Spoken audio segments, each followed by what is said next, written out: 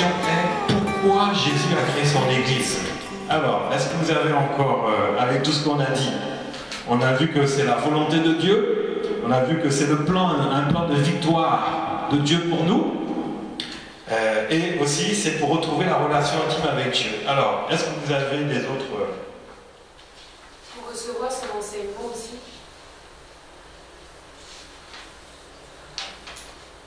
Oui, ce sera le dernier point. Oui. C'est-à-dire pour faire grandir spirituellement chaque chrétien. Ah. Voilà, oui. Pour récupérer son église qui a été détruite par le diable, par Satan. Alors oui, c'est le point qu'on va aborder, c'est réconcilier l'église avec le Seigneur. Parce que s'il y a un problème, c'est que Satan est rentré dedans.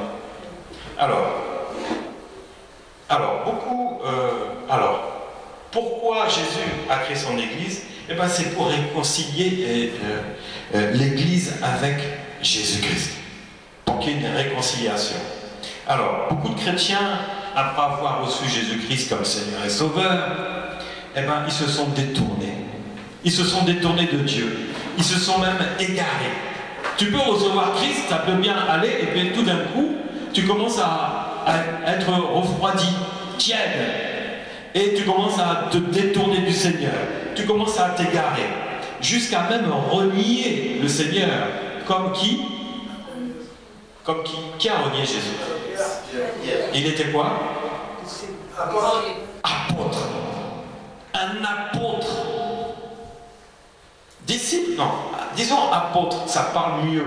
Hein? Vous vous rendez compte? Oh, le saint ministère, ils sont intouchables. Tiens, mon œil. Apôtre Pierre, il a renié Jésus.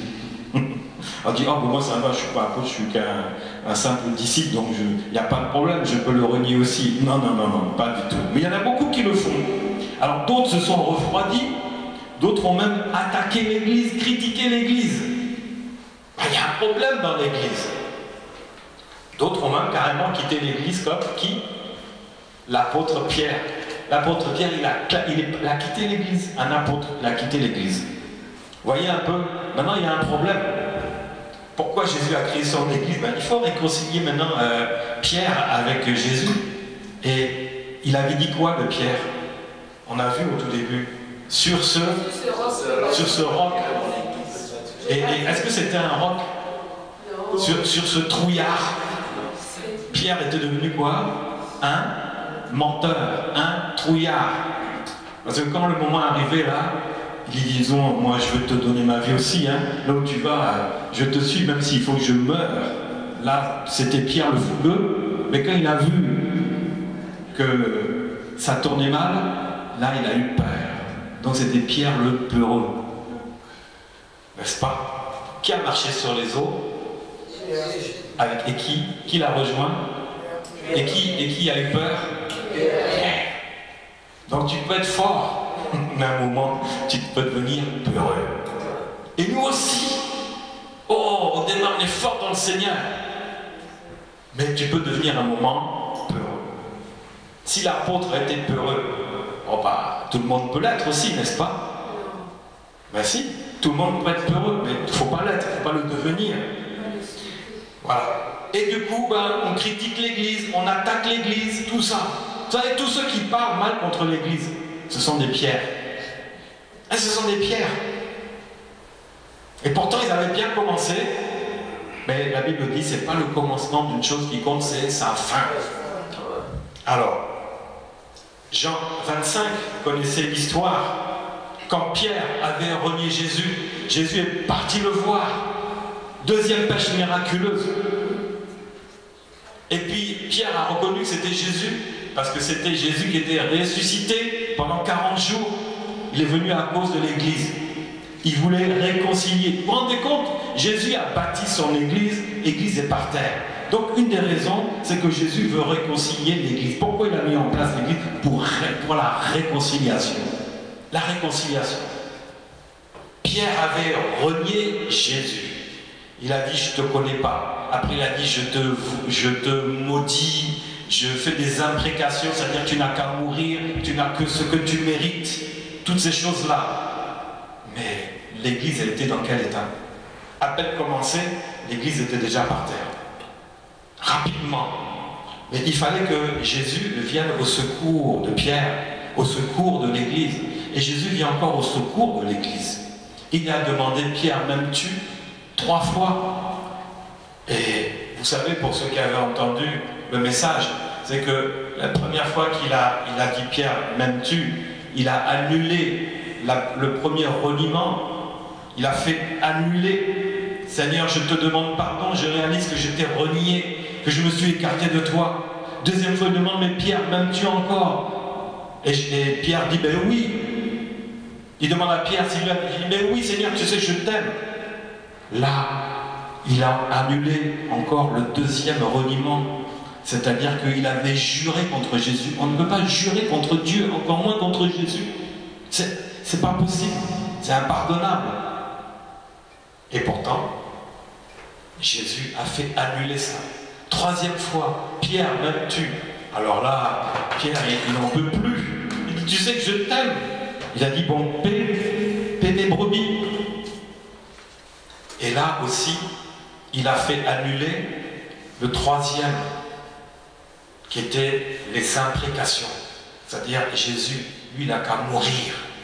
Vous le torturez, c'est bien. Moi, je suis d'accord avec vous. Voilà l'Église. Voilà l'Église. Jésus est venu réconcilier l'Église avec lui-même.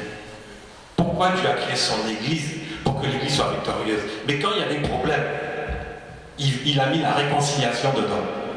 Même si toi tu t'écartes, tu dis des choses, peu importe. Si tu viens au Seigneur, tu rentres dans la réconciliation. Tu critiques ton frère, réconcilie-toi avec lui. Parce que c'est le Seigneur que tu as critiqué. Parce qu'il a dit, la Bible dit, ne touchez pas à mon roi. Tu as le temps du Saint-Esprit qui est roi. Amen. Donc ça, voilà encore une chose. Pour réconcilier, pour que vous soyez réconciliés, pas divisés. Satan est le diviseur. Il vient mettre la séparation. Jésus vient réconcilier, vient mettre tout le monde ensemble. Et regardez comment les églises sont divisées. Dans l'église même. C'est vrai ou pas? Maintenant, regardez les autres églises. Comment entre elles-mêmes, elles sont divisées. Compétition, jalousie. Pourquoi? Parce que c'est plus l'église de Jésus, c'est mon église. Et moi j'étais une fois, j'étais pas encore serviteur de Dieu, et mon pasteur m'a amené dans des églises, et puis à la fin du culte, on se trouvait dans un bureau, quand il y en avait, et puis on était tous assis, il y avait tous les serviteurs, les pasteurs qui étaient là, et puis ils parlaient entre eux, et ils disent, ah et toi, ah tiens pasteur un tel, comment ça va? Oh bon, moi ça va bien, et ton église?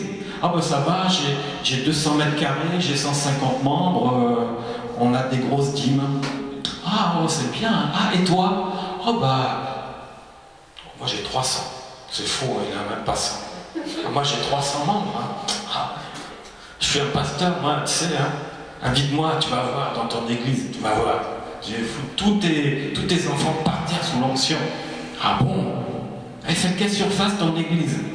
Mais quand j'ai vu ça, j'ai dit, mais on est où là? C'est tout ce que je ne voulais pas entendre. J'ai dit au pasteur en sortant, m'amenez plus dans vos réunions. Si, tu vas venir. Je suis venu une autre fois, c'était la même chose.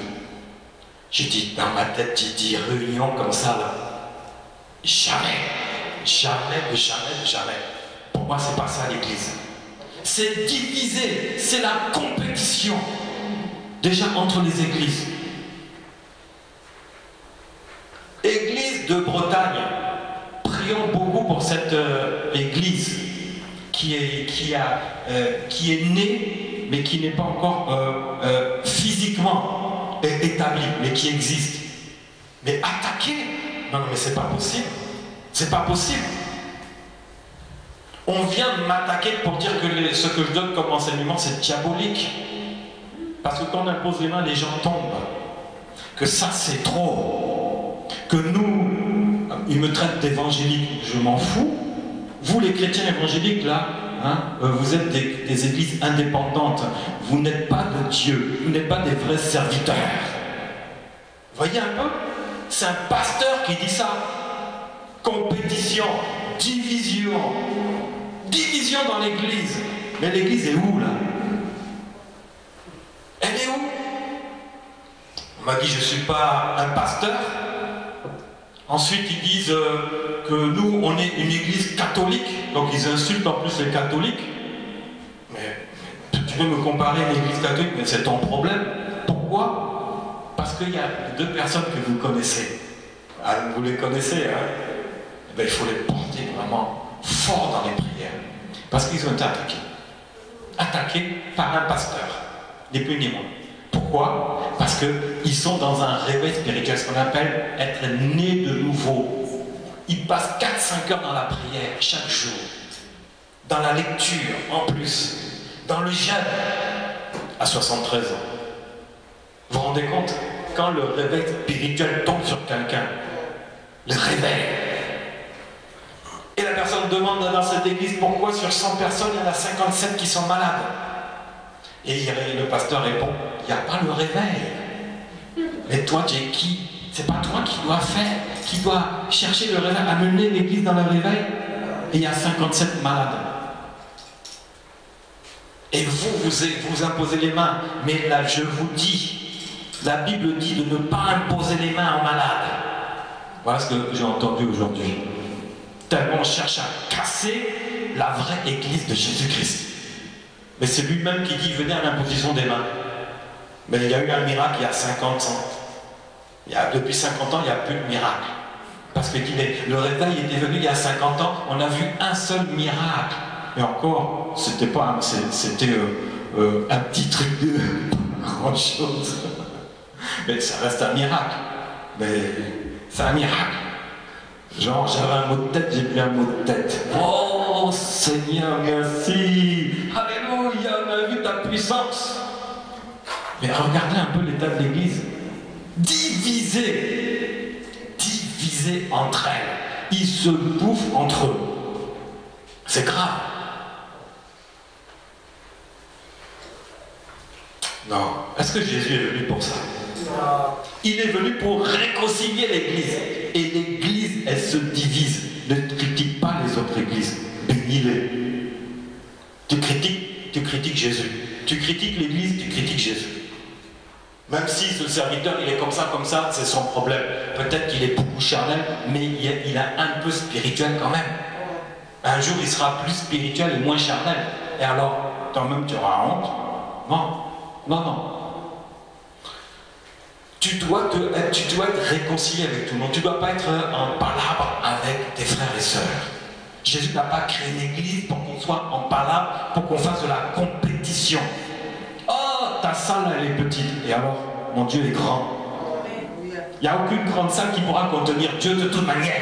Donc qu'elle soit petite ou grande, peu importe. Parce que mon Dieu, il est plus grand que cette salle, il est plus grand que ta salle. Ne regardons pas la taille de nos salles. Là, franchement, c'est gamin. C'est de l'enfantillage. Attends, oh viens, on va comparer nos muscles. Non mais, hein, t'as vu, moi j'ai des plus gros biceps que toi. Non mais, on est où? Ils sont où les pasteurs? L'église, elle est où? Elle est où? Ah, notre église, c'est comme ça. Bien-aimé, mets tout ça à la poubelle. Dis-toi, est-ce que le Saint-Esprit est toujours dans l'église? C'est ça que tu dois savoir. Est-ce que les anges se manifestent toujours dans l'église? C'est ça que tu dois savoir. Si ce n'est pas le cas, que l'église prie. Que l'église prie. Parce qu'elle n'est pas vraiment réconciliée avec Jésus. Donc si tu ne vois plus les anges ici, dis-toi, il y a un problème ici. Dis-toi ça clair et net. Qu'est-ce qui ne va pas? Qu'est-ce qui ne va pas dans l'église? Ça relève de qui? Du pasteur, alléluia. Entre autres, mais aussi de toi. Ça relève de tout le monde. De tout le monde. La Bible dit que à cause d'une personne qui avait volé, Dieu voulait se retirer d'Israël. Et Israël a fait quoi? Ils l'ont pris, ils l'ont tué. Ils ont préféré tuer quelqu'un que de perdre Dieu. Eh oui. Vous savez, il y a des gens des fois qui s'en vont. Oh, mon frère il est parti, ma soeur elle est partie. Mais est-ce que tu sais pourquoi il est parti? Tu sais pourquoi il est parti? Moi non plus. Mais Ça peut être ça aussi. Ne t'étonne pas des fois des départs. On ne comprend pas. Ne cherche pas à comprendre. Réjouis-toi seulement. C'est tout ce qui compte. Alors, ensuite, point numéro 5. Quelqu'un l'avait dit tout à l'heure. C'était la sœur Laure, je crois. C'était quoi? Pour annoncer la bonne nouvelle du salut. Pourquoi? C'était toi? Non, peut-être pas. Ah, sœur Joséphine. Voilà. Donc, pourquoi Jésus a créé son église? Eh bien, c'est pour annoncer la bonne nouvelle du salut. Annoncer le salut pour tous. Ésaïe 55. Vous tous qui avez soif, venez aux eaux, même celui qui n'a pas d'argent. Venez acheter, venez boire gratuitement du vin et du lait. Spirituel, évidemment. Hein? Voilà. Voici, tu appelleras des nations. Ah oui, c'est pas pour venir boire de l'alcool dans l'église. Tu as vu ça où? C'est pas marqué bar tabac ici, non? Puis quoi? Non, mais il y en a qui croient ça. Hein? Jésus va me donner du bon Bordeaux, millésimé, etc. Avec le meilleur des... Non, c'est pas ça. Les choses sont spirituelles. Hein? Alors, et tu appelleras les nations que tu ne connais pas. Et les nations qui ne te connaissent pas accourront vers toi, à cause de l'Éternel, ton Dieu, du Saint d'Israël qui te glorifie. Alors, ici c'est quoi? L'Église doit annoncer la bonne nouvelle aux nations. Elles ne te connaissent pas, mais l'Église devrait être connue. Amen. L'Église doit être connue pour annoncer la bonne nouvelle aux nations qui ne connaissent pas l'Église. Parce que l'Église est dans le réveil doit sortir de cette Église-là. Ni plus ni moins. Pour annoncer la bonne nouvelle. Tu es sauvé. Jésus a dit, allez par les nations et allez faire des disciples. L'Église doit faire quoi? C'est pour ça que Jésus a créé son Église. Pour aller, on l'a lu tout à l'heure, délivrer quoi? Les captifs, apporter la bonne nouvelle. Ceux qui sont aveugles, qui voient. C'est tout ça l'Église. C'est ce que nous tous, nous devons faire. Oh, on est bien aussi, on est bien au chaud là, on est entre nous, l'Église est comme ça. Mais non, pas de chance. L'Église est tous les jours dans la prière. Pourquoi? Pour le salut. On prie pour le salut. On prie on intercède pour plein de choses, mais le salut est fondamental. Jésus a créé son Église pour envahir le monde, envahir le salut, la bonne nouvelle, afin que tout le maximum de personnes soient sauvées. Matthieu 11, 2 dit, Jésus ayant entendu parler dans Jean, ayant entendu parler dans sa prison des œuvres du Christ, il lui fait dire par ses disciples, es-tu celui qui doit venir ou devons-nous en attendre un autre? Et Jésus répondit, allez rapporter à Jean ce que vous entendez et ce que vous voyez. Les aveugles voient, les boiteux marchent, les lépreux sont purifiés, les sourds entendent, les morts ressuscitent et la bonne nouvelle est annoncée aux pauvres. Donc Jésus avait déjà annoncé aux disciples, voilà ce qui se passe déjà. Est-ce qu'on voit ça dans l'Église? Est-ce qu'on le voit? On le voit un peu. Quand même, un peu. Mais ça doit se voir. Ça doit se voir. Parce que Jésus a créé l'Église pour cela. Et ça dépend de qui maintenant? De vous tous. De nous tous. Portez la bonne nouvelle. Sinon, on fait quoi? On est entre nous, on est sauvés, on devient une secte là, tout va bien. Non, ce n'est pas la parole. Hein. Ou bien, vous savez ce qu'on va faire? Comme on est sauvés, comme on ne va pas pécher, on va construire un grand mur autour et on ne sort plus d'ici. On ne sort jamais. Quand si on sort, on va pécher, on reste enfermé tout le temps. Oui, c'est ce qu'on appelle des monastères. C'est pas un bunker, c'est un monastère. Les moines ont tellement peur de péché qu'ils vont rester dedans. Au moins, nous, on est à l'écart du monde. Est-ce que ce ne sont pas des chrétiens? Si. Ils ont oublié que la première mission, c'est de quoi? Annoncer la bonne nouvelle. Que ta vie ne soit pas un monastère. Hein? Non. Tu dois aller annoncer la bonne nouvelle. C'est fondamental. L'Église de Jésus-Christ, c'est une Église vivante, victorieuse, qui va annoncer la bonne nouvelle, qui doit envoyer le réveil, qui doit aller sauver, apporter la parole qui va sauver. Et Actes 5 et 42, et chaque jour, dans le temple et dans les maisons, il ne cessait d'enseigner et d'annoncer la bonne nouvelle de Christ. C'est ce qu'il faisait. Et on voyait le résultat. C'est ce que nous devons faire. L'Église de Jésus-Christ doit enseigner. Qu'est-ce qu'on fait là? C'est l'enseignement. C'est l'enseignement. Et on annonce quoi? La bonne nouvelle. Après, tu dois annoncer la bonne nouvelle. Tu dois aller en chercher des captifs. Donc, pour annoncer la bonne nouvelle de Jésus. Ensuite, un autre point, pourquoi Jésus a créé l'Église, c'est pour sortir la puissance de Satan de l'Église. Ah, vous entendez bien? Sortir la puissance de Satan, qui est où? Dans l'Église. Pourquoi? Parce que l'Église n'est pas un repère de démons. Mais l'Église est devenue quoi? Un repère de démons, parce qu'elle a été, on va voir ça, Marc 21, chapitre 1, versets 21 à 27, ils se rendirent à Capernaum et le jour du sabbat, Jésus entra d'abord dans la synagogue et il enseigna. Ils étaient frappés de sa doctrine car il enseignait comme ayant autorité et non pas comme les scribes. Il se trouva dans la synagogue un homme qui avait un esprit impur et qui s'écria: qu'y a-t-il entre nous et toi, Jésus de Nazareth? Tu es venu pour nous perdre. Je sais qui tu es, le Saint de Dieu. Jésus le menaça en disant: tais-toi et sors de cet homme. Et l'esprit impur sorta de cet homme, l'agitant avec violence. Le pasteur que j'ai entendu, il a dit: oh, vous êtes de ceux qui imposent les mains et les gens ils tombent. On ne doit pas tomber, c'est pas biblique, ce qu'il m'a dit. Et là, c'est quoi là? C'est biblique. Parce que quand l'esprit mauvais est sorti, il agita avec violence. Et en poussant un grand cri. Il y en a qui devraient relire leur Bible. Peut-être qu'ils ne savent pas ce que c'est que chasser les démons, même dans l'église. Et que parce que Satan a pris le contrôle de l'église, il a pris le contrôle de la parole, il les a rendus aveugles. Même des pasteurs sont aveugles. On impose les mains, il faut que vous ne voyez rien. Ah non. Ah bon? Mais il est où ce passage-là? Donc, c'est-à-dire que les esprits mauvais sont tranquilles dans l'église. Mais alors que Jésus est venu pour faire sortir la puissance de Satan de l'église, elle est où la puissance de Satan? Alors, 99% des églises, ça vous parle? 99% des églises sont des églises où Satan est installé, enfin les démons. 99. Bien aimé, si tu as envie d'aller voir ailleurs, dis-moi qu'est-ce que tu vas aller faire ailleurs.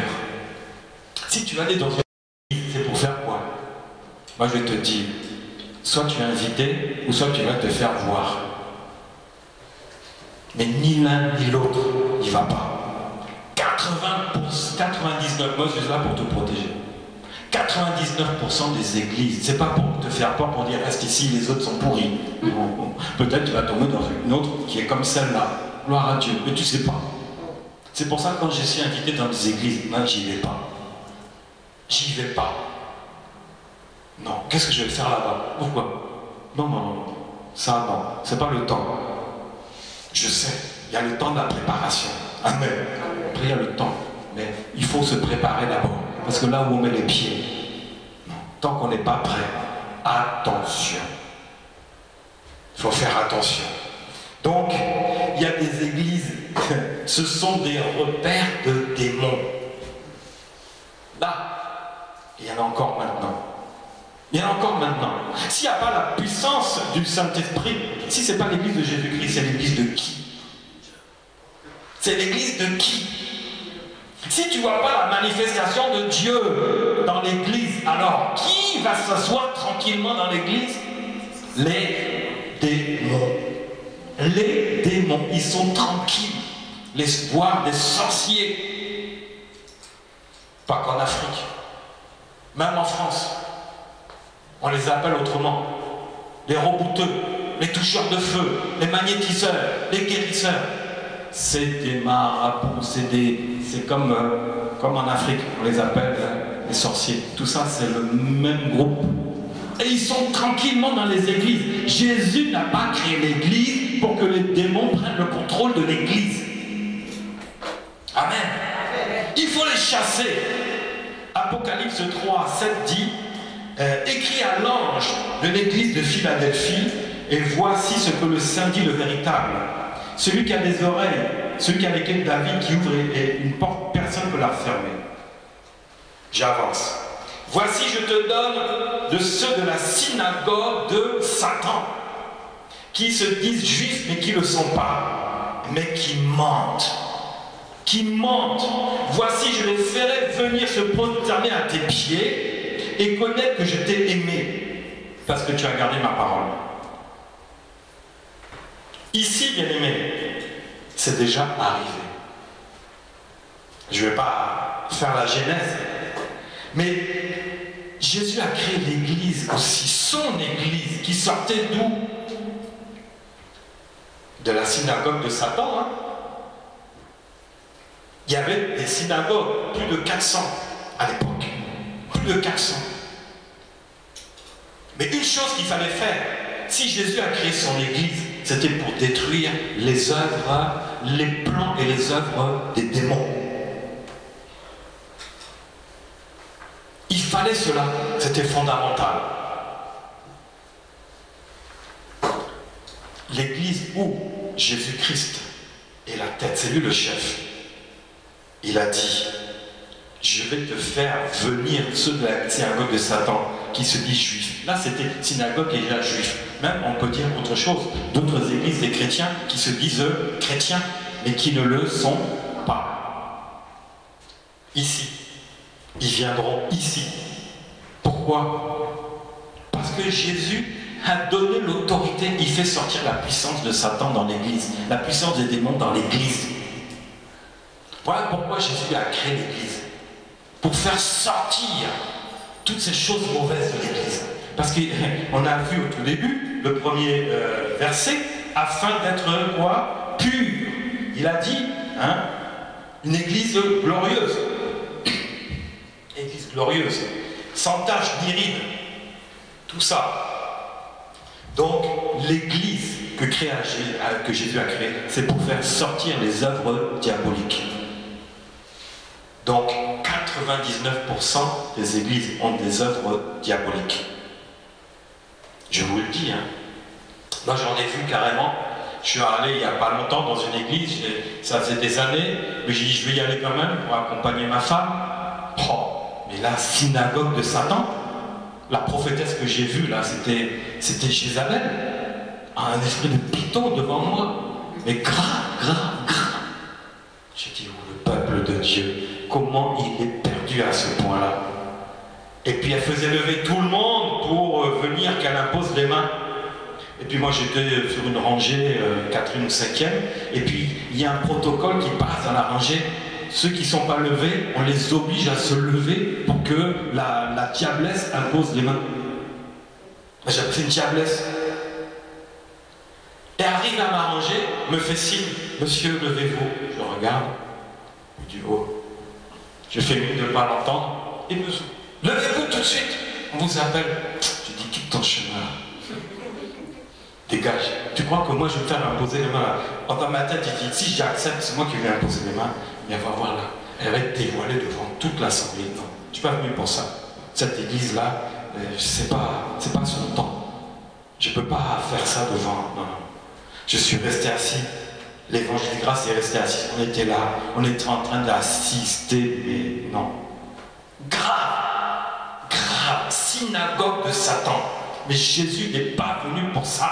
Jésus est venu pour bâtir une église forte et puissante. Alors, il reste 2 points. On va arrêter là, parce qu'il est 40, on a déjà abordé. On finira après sur pourquoi Jésus a créé l'église. Ça sera pour manifester la puissance du Saint-Esprit. Ensuite, pour faire grandir spirituellement chaque chrétien, ça c'est Sœur Laure qui l'avait dit, c'est ça. Voilà. Alors, est-ce que vous avez des questions à poser sur ce qu'on vient de voir là, hein, pour détruire, pour l'Église ne soit pas un repère de démons, c'est-à-dire faire sortir la puissance de Satan de l'Église, pour annoncer la bonne nouvelle, pour annoncer le salut et pour réconcilier l'Église avec Jésus. Est-ce que vous avez des questions là-dessus? Voilà ce qu'est l'Église. Je pense qu'on n'est qu'au début, mais il faut se rappeler, il faut savoir ce qu'est que l'Église. Parce que l'Église a tellement été déformée que finalement, qui a pu donner les différents aspects? Il faut qu'on retrouve exactement ce que Jésus attend de l'Église. Dans tout ce qu'on a dit, c'est la base. On ne va pas évoluer sur autre chose, mais il faut qu'on remette la base. C'est fondamental. L'Église doit être remise comme Jésus l'avait installée. Est-ce qu'il y a des questions là-dessus? C'est clair. Vous avez l'autorité spirituelle, donc vous savez que les esprits mauvais n'ont rien à faire ici. Vous savez l'Église doit annoncer le salut, et ça vous le faites aussi. Et vous savez qu'on doit se réconcilier, amen, entre nous, avec aussi les autres églises. Ne pas critiquer, c'est l'Église de Jésus-Christ. Donc tout ça, ce sont des choses qu'on doit pratiquer, c'est la base. C'est la base même. Voilà, que Dieu vous bénisse. Amen. Amen.